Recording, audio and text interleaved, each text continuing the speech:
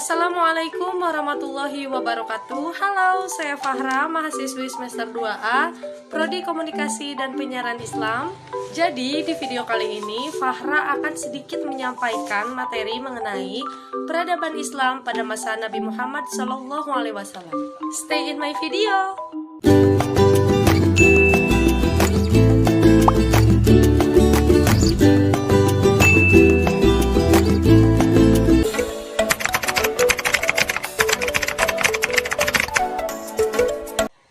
Islam yang diwahyukan kepada Nabi Muhammad SAW membawa bangsa Arab yang semula terbelakang, bodoh, tidak beradab, dan tidak terkenal, bahkan diabaikan oleh bangsa lain, menjadi bangsa yang maju. Dengan cepat ia bergerak mengembangkan dunia, membina suatu kebudayaan dan peradaban yang sangat penting artinya dalam sejarah manusia hingga sekarang.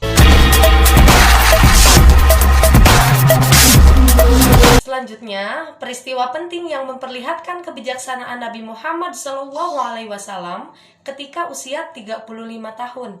Waktu itu bangunan Ka'bah rusak berat. Perbaikan Ka'bah dilakukan secara gotong royong.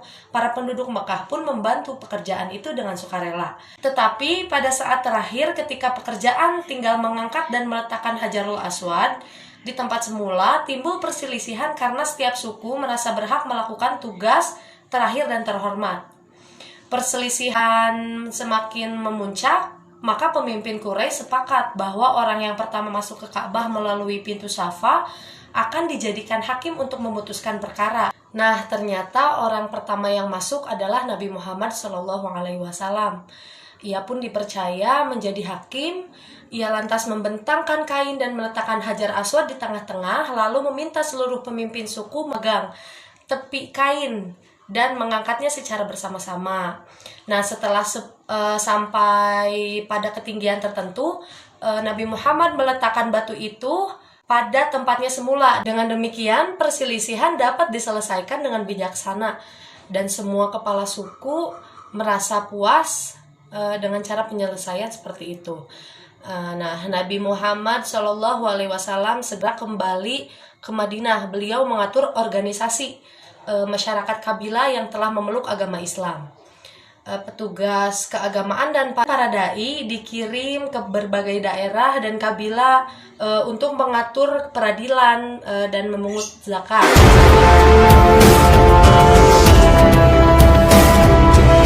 Nah, dan di masa Nabi Muhammad SAW, beliau banyak menuai suka duka dalam menyampaikan dakwah Islam. Dakwah yang beliau mulai bukan langsung seperti dakwah masa kini. Jadi bukan secara langsung, tapi dengan cara sembunyi-sembunyi. Nah, karena memandang kekejaman bangsa Arab kafir pada saat itu memang sangat luar biasa.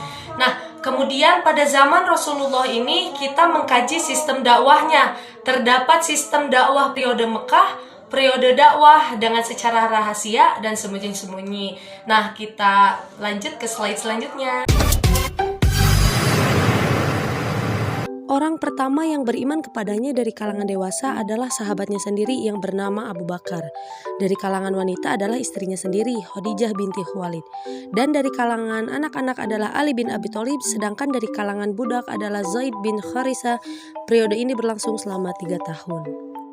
Di dalam masa 3 tahun, Rasulullah SAW berdakwah secara sembunyi-sembunyi, tapi bukan berarti Rasulullah tidak berani berdakwah secara terbuka, tetapi terlalu banyak tantangan yang dihadapi oleh Rasulullah, dan inilah gerakan yang disampaikan oleh Allah, yang diperintahkan Allah kepada Rasul agar berdakwah terlebih dahulu kepada keluarga yang terdekat. Nah, dari perjalanan sejarah Nabi ini dapat disimpulkan bahwa Nabi Muhammad SAW di samping sebagai pemimpin agama, juga seorang negarawan, pemimpin politik, dan administrasi yang cakap.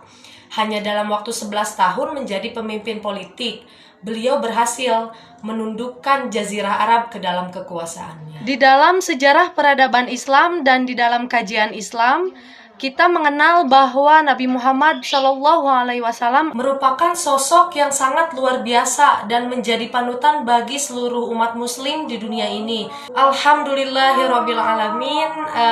Cukup sekian yang Fahra bisa sampaikan dalam materi peradaban Islam di masa Nabi Muhammad SAW. Semoga ilmunya bermanfaat bagi semuanya. Sorry if there is a wrong word, and I would like to finish up and saying thank you for time and attention. Dan akhirul kalam, assalamualaikum warahmatullahi wabarakatuh.